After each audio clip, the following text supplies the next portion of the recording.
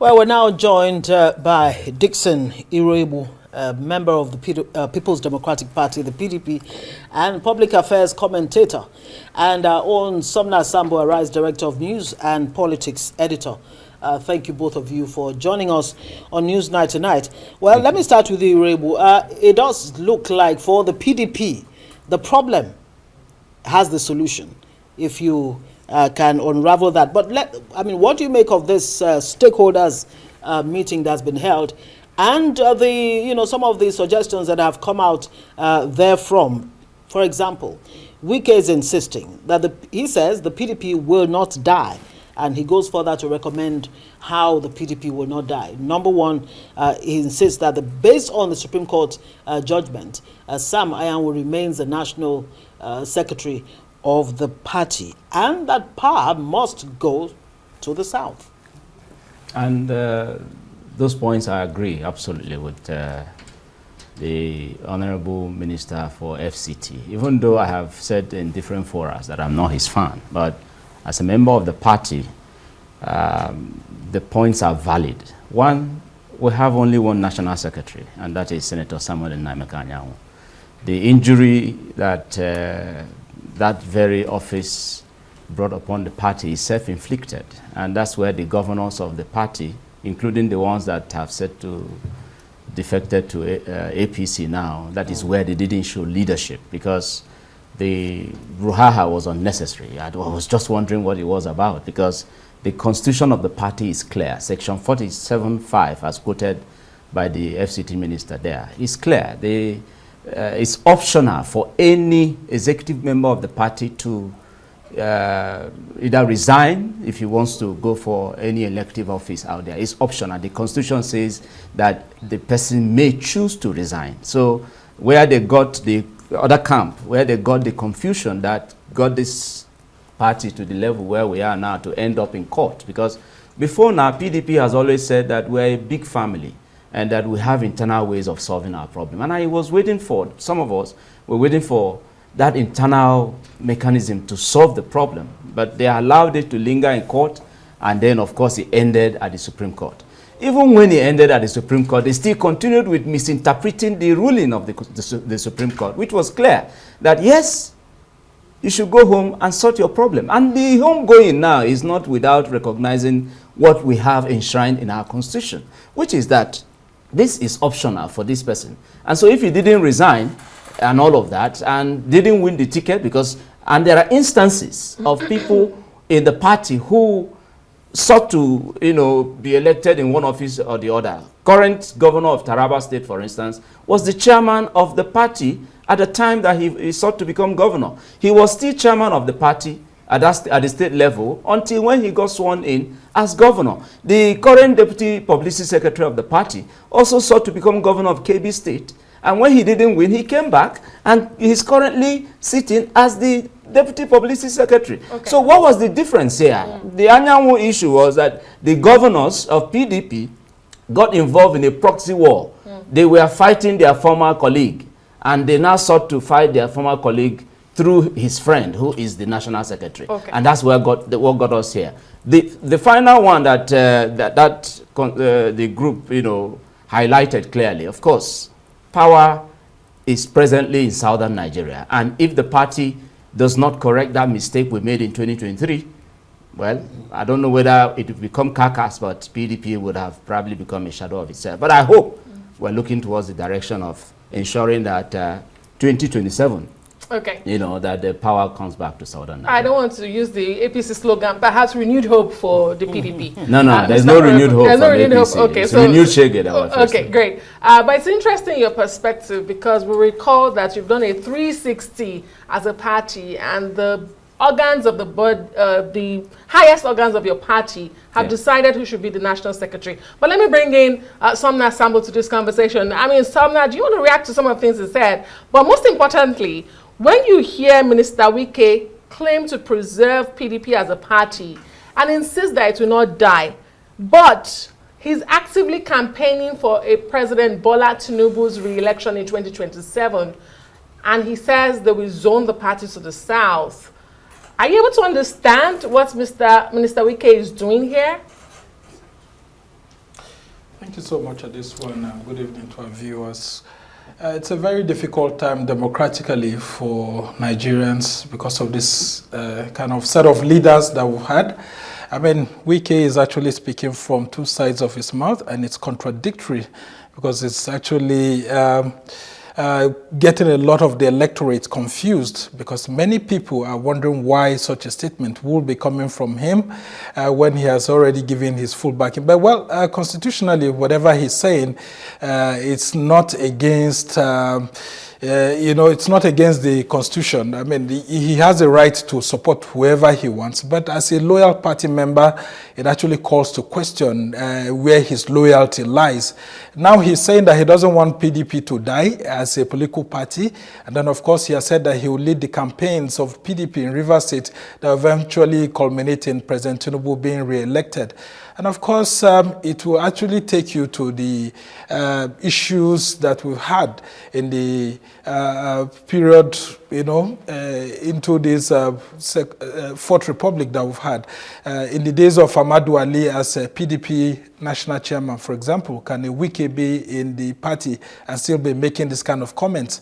So people are saying that PDP lacks discipline, and that discipline has got it to where it is. And so people like Nyesom Wike actually exploring the loopholes within the party and exploiting it to his benefit. And as it stands, some of the agitations that he has made are actually good. I mean, we would want a situation whereby the politics of Nigeria is actually played in such a way that the North and South agreement is actually, held forth very well. And then, of course, it's at the heart of the conversation that they're having right now. I mean, ahead of the convention in August, the fight actually is on where the national chairmanship of the PDP should be zoned to right now. And that's why you saw Wike, bringing all the stakeholders together, because there's a push by certain elements in the PDP for the national chairman of the PDP to be zoned to the south ahead of the PDP convention in August.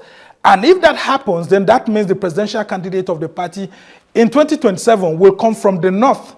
And that is what Wike is trying to fight against. They are saying that after Buhari has held 8 years in power, that there's no reason why the presidential candidate of the party in 2027 should actually come from the north again. So, I mean, you would have seen him bringing together all of these people and using very strong words and saying that the PDP is not a monarchy as a political party, and as they are concerned, they want a situation whereby all elements of the party are given fair hearing. And I think Minister Wike is right.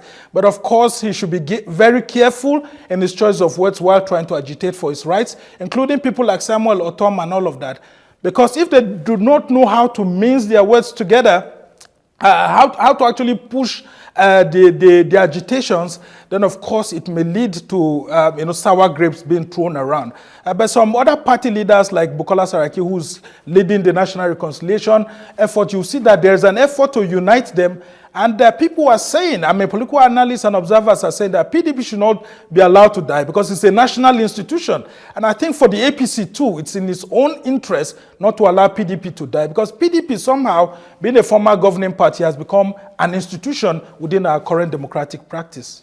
Iroegbu, let me bring this back to you. I mean, can you even envisage a situation? Yes, Sumner has made a point there that there is a chance that the PDP may zone the national chairmanship to the south, meaning that the presidential candidate in 2027 may come from the north. But imagine a situation where maybe the PDP actually reads the room correctly and decides that the presidential candidate should come from the south, based on what Wike is saying. Do you think, is it even possible that Wike could now decide clearly and, support whoever the southern candidate would be for the PDP? Thank you. First off, like I stated earlier, I'm sure the party has learned from the mistake of 2023. No, but it's not looking like it, based on what Sumner said, that there are chances that the presidential candidate could go to the north. No, there's no chance like that. There is only one candidate from the north who is disrupting this future that the party has, and that is Alhaji Atiku Abubakar. His aspiration in 2023 got us here. If he, after getting the ticket of the party, in 2019, because in 2019, 2018, when we were going for primaries of the party, it was clear the ticket was zoned to northern Nigeria because a northerner was in power at that time and wasn't performing well. And what the party leaders got together to agree was, okay, we have to go back to the north and look for a more, credible candidate that would come and salvage the nation from the ruins that Buhari got us into at that time. So the ticket was zoned to the north. And it happened the way it happened, and we lost. It was expected of Alhaji Atiku Abubakar to show leadership, to now say, okay, it's the turn of southern Nigeria. So, and he had succeeded in raising one southeasterner, to the national scene, and that is Peter Obi here, by making him his vice. If Alhaji Atiku Abubakar had done the right thing and said, I'm supporting Peter Obi, we won't be here. So, the 2027, the party is realigning and looking towards correcting that mistake of 2023. It's not possible that we would go south for chairmanship because we know the implication. If you go south, that means the candidate, would definitely come from the north. But of course, if you recall also, that was also what informed the decision of the G5 governors not to work for the candidate of the party, because when we had the northerner as the chairman of the party, we had a convention and through the ticket open, and then a northern candidate, a northerner emerged as the candidate of the party. Yeah. Now the southerners, the stakeholders from southern Nigeria only sought for, where is our turn? Where is our own cut in this whole sharing formula? Where the candidate of the party is now from the north, the chairman of the party is from the north, and the DG of the campaign was from the north. That was what informed the position of the G5 governors now swinging towards supporting the current president. So, and that's likely to happen again. No, it won't happen if, that's why I said, if the party is able, is able to redeem itself, realign, haven't felt the pulse of the Nigerian people, and correct that mistake. We shouldn't even just be talking about zoning. Let me land, please, just this moment. Because we have to wrap up. We shouldn't even just be talking about zoning anymore. The party should take a consensus position. And it's in our constitution too. Consensus to the southeast. Okay, all That's right. clearly where it should go to now. Consensus, and all of this brouhaha you have the will last end immediately. word on this conversation as we wrap up quickly. Mr. Wike also said G5 helped save Nigeria from a national crisis. What was he talking about? When critics argue that he actually fractured the PDP and got them to where they are. And can they really, with that big if that Mr. Iroegbu talked about, can they really redeem themselves? Well, they cannot really regain themselves. The only oxygen that the G5 former governors have right now is Nyesom Wike being an appointee of President Bola Tinubu. And of course, if you remove the wings of being a minister from Nyesom Wike right now, all these people who gathered there will naturally become irrelevant within the PDP political hierarchy. I can tell you that. So the only oxygen that they are breathing right now at the moment is that there's a Nyesom Wike who is a minister under the Tinubu-led federal government, and of course he's holding a very key political position.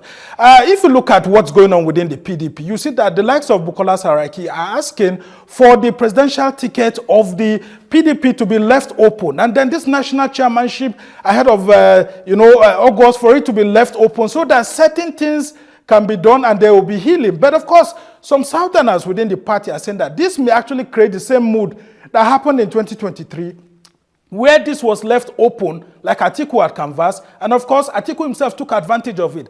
And Atiku Abubakar himself is not really helping matters. Now, you're going to form a coalition with people, you're not going with your political party. I would think that the ideal thing is that if you're going into a coalition, it's the political parties that should be building a momentum and talking on behalf of others to build the coalition. But when you have individuals like Atiku Abubakar going alone to go and build a coalition, it's not helping the democratic system. And that's why I see a lot of people like Nyesom Wike are also angry. But you have those shining lights like Bukola Saraki within the party who are engaging in this reconciliation and see how things will be. But of course, it's not also left out that if the mood becomes very good for Saraki he can actually decide to take advantage of it to contest for the presidency. Just like Bala Mohammed is also doing the same. You see that Bala Mohammed too has been fighting. Some of this fight is not actually in the interest of the party members or Nigerians, but they just want to fly the flag of the party. And of course, this North-South divide will continue, but in the interest of justice, Where should the party's ticket go? A lot of party members are saying that it should go to the south. But of course, can the northerners also be allowed to just go like that? When if you look at since 1999 till date, within the PDP, the South has held the ticket more than the North. So these are the permutations, and it's only patriots that can come to save Nigeria's former party. But the APC should be learning from this, because whatever is happening can also happen to the APC tomorrow. All you just need to do is to lose power, and then all of a sudden, all of these elements come together, and they just want to have a bite of the former party at the center. So it's a dicey situation, and we just hope that the electorate will be wiser, and then we can see how to arrange ourselves ahead of the 2027 elections. I'm sure for Nigerians, let the best man that can take Nigeria to promised land emerge. Dickson Iroegbu, I know you're itching to respond to that, but unfortunately, we'll really have to go. As Dickson Iroegbu is a member of PDP, public affairs analyst also, and Somna Sambo, Arise News director and politics editor. Maybe I should leave us with this. You know, it was Fela that said demonstration of grace. That's how he defined our democracy, and we hope that will not come to fruition.